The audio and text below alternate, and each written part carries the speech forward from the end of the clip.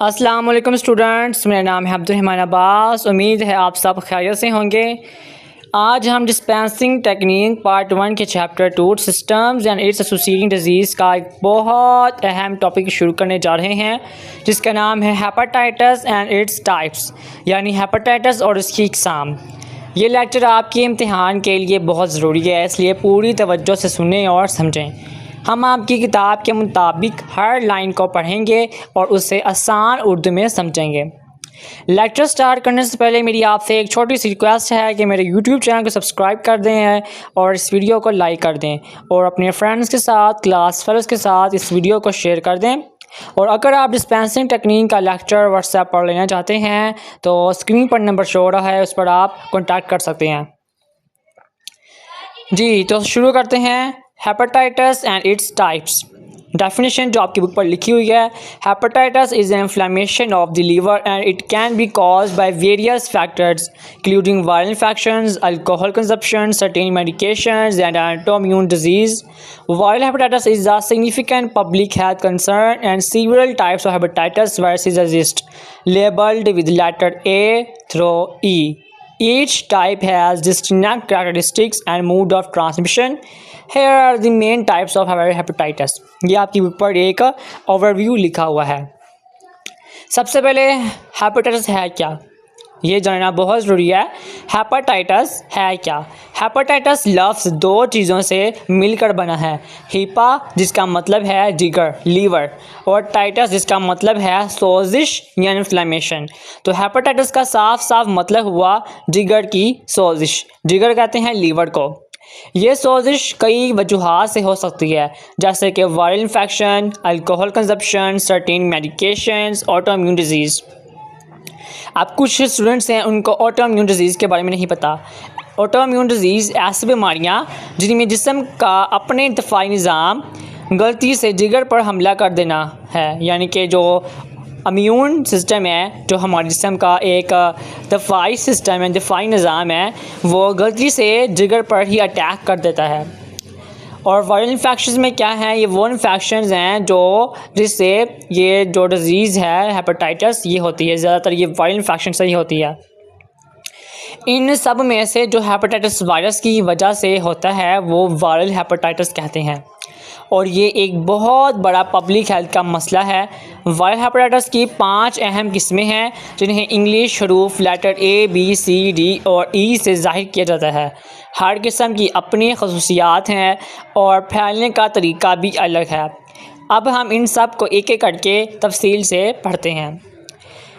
यहाँ तक आपका एक शॉर्ट क्वेश्चन, यहाँ तक आपके 3 शॉर्ट क्वेश्चन और 3 MCQs बनते हैं। What is hepatitis, what is the most common cause of hepatitis, how many main types of viral hepatitis are there. तो ये 3 आपके शॉर्ट क्वेश्चन बनते हैं। इनको वो MCQs में भी पूछ सकता है और शॉर्ट क्वेश्चंस में भी। तो आप पेन मार्कर पकड़ लें और रजिस्टर पकड़ लें, साथ नोट करते जाएं बुक में भी और साथ लिखते भी जाएं। जी, तो इसकी जो नंबर 1 टाइप है वो है हेपेटाइटिस A, जिसको HAV भी कहते हैं। ट्रांसमिशन टाइप के लिए transmitted through the faecal oral route often due to contaminated food और वाटर। हेपेटाइटिस A, जिसे HAV भी कहते हैं, आम तौर पर फीकल ओरल रूट से फैलता है। इसका मतलब है कि ये वायरस मर्ज़ वाले शख्स के फजले, फेसिस या पाखाना में होता है, और अगर ये किसी भी तरह पानी या खुराक में शामिल हो जाए और कोई सेहतमंद शख्स उसे इस्तेमाल कर ले तो उससे ये इन्फेक्शन हो जाता है। आसान लफ्ज़ों में ये गंदे पानी या गंदी ग़िज़ा खाने से फैलता है। ये मैंने आपको आसान लफ्ज़ों में बता दिया है। इसका भी इधर शॉर्ट क्वेश्चन बनता है, how is hepatitis A transmitted. अब इसके सिम्टम्स हैं, acute illness with symptoms such as fatigue, nausea, abdominal pain, fever and jaundice. Hepatitis A एक एक्यूट इलनेस है, यानी इसकी अलामात अचानक शुरू होती हैं और कुछ अरसे तक रहती हैं। इसकी आम अलामात ये हैं, फटीग, बहुत ज़्यादा थकावट महसूस करना, नोजिया, मतली आना या उल्टी का दिल करना, एब्डोमिनल पेन, पेट में दर्द होना, फीवर, बुखार होना, जॉन्डिस या ये इसकी सबसे अहम अलामत है। इसमें आँखें और जल्द यानी कि स्किन पीली हो जाती है, जिसे हम आम ज़ुबान में यड़कान कहते हैं। अब हेपेटाइटिस ए की प्रिवेंशन क्या है जो आपके ऊपर लिखी हुई है, वो लिखा हुआ है hepatitis A vaccination and practising good hygiene including hand washing and safe blood handling. इससे बचाओ यानी कि प्रिवेंशन कैसे मुमकिन है। वैक्सीनेशन हेपेटाइटिस ए से बचाव का बेहतरीन तरीका है, इसकी वैक्सीनेशन मौजूद है। और है गुड हाइजीन, सफाई सुथराई का ख़ास ख्याल रखना, जैसे खाना खाने से पहले और वाशरूम इस्तेमाल करने के बाद अच्छी तरह साबुन से हाथ धोना और हमेशा साफ़ खाना और पानी इस्तेमाल करना। ये इसकी कहते हैं ट्रीटमेंट है हेपेटाइटिस ए का। आगे जो इसकी टाइप 2 है वो है हेपेटाइटिस बी, जिसको HBV भी कहते हैं। इसका ट्रांसमिशन है spread through contact with infected blood और other body fluids such as the unprotected sex, sharing of needles और from an infected mother to her newborn during childbirth. Hepatitis B या HBV hepatitis A से बिल्कुल मुख्तलिफ तरीके से फैलता है। ये वायरस मरीज़ के खून और जिस्म की दूसरी रतूबतों बॉडी फ्लूइड्स में मौजूद होता है।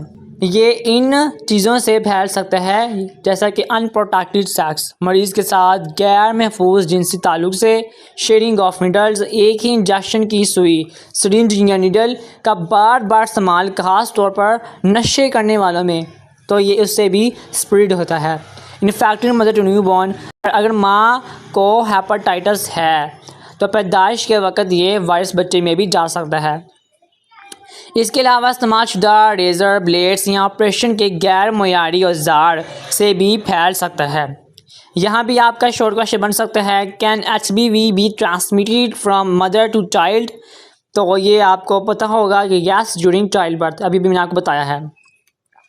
इसके सिम्टम्स में लिखा हुआ है एक्यूट इन्फेक्शन में be somatic but chronic infection can lead to liver cirrhosis and liver cancer. यानी कि हेपेटाइटिस बी के अलामात दो तरह की हो सकती हैं।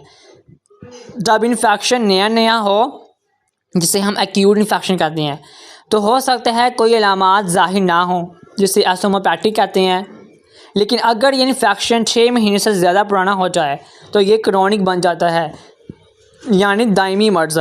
क्रॉनिक हेपेटाइटिस बी बहुत ख़तरनाक हो सकता है क्योंकि ये आहिस्ता आहिस्ता जिगर को ख़राब कर देता है, जिसे लीवर सिरोसिस क्या कहते हैं, यानी कि जिगर का सिकुड़ना, लीवर का सिकुड़ना और लीवर कैंसर भी और लीवर कैंसर हो सकता है, जिसे हम कहते हैं जिगर का कैंसर।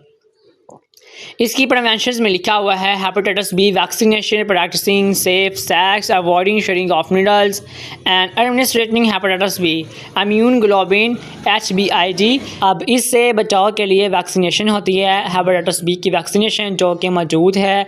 सेफ सेक्स करें, महफूज जिनसे ताल्लुक़ कायम करना, अवॉइडिंग शेयरिंग नीडल्स, कभी भी इस्तेमाल शुदा सुई नीडल या रेज़र शेयर ना करें। HBIG फॉर न्यू बॉर्न्स, अगर माँ को हेपेटाइटिस बी है तो पैदाइश के फ़ौरन बाद बच्चे को वैक्सीन के साथ HBIG भी दिया जाएगा। HBIG का इंजेक्शन भी लगाया जाता है ताकि बच्चे को इन्फेक्शन से बचाया जा सके। यहाँ भी शोर क्वेश्चन बन सकता है, which type of hepatitis can become chronic, what is given to a newborn of an HBV positive mother for prevention. तो हम देते हैं HBIG एंड वैक्सीन। आगे हेपेटाइटिस सी की ट्रांसमिशन लिखी हुई है। हेपेटाइटिस सी मेनली थ्रू पॉइस्टर and infected blood such as through sharing of needles और medical procedures with inadequately sterilised equipment. Hepatitis C की फैलने का तरीका भी हेपेटाइटिस बी जैसा ही है, यानी ये भी मरीज़ के खून से फैलता है। इसकी सबसे आम वजूहात ये हैं शेयरिंग ऑफ नीडल्स और इनएडिक्वेटली स्टरलाइज्ड इक्विपमेंट, यानी कि मेडिकल या डेंटल प्रोसीजर में इस्तेमाल होने वाले औजार का ठीक से जरासीम से पाक ना होना, यानी कि जो इंस्ट्रूमेंट्स हैं उनको अच्छी तरह से स्टरलाइज ना करने की वजह से ये फैल सकती है। इसके सिम्टम्स भी वही हैं हेपेटाइटिस बी वाले। Many people with acute HCV infected are asymptomatic but chronic infection can lead to liver damage and cirrhosis.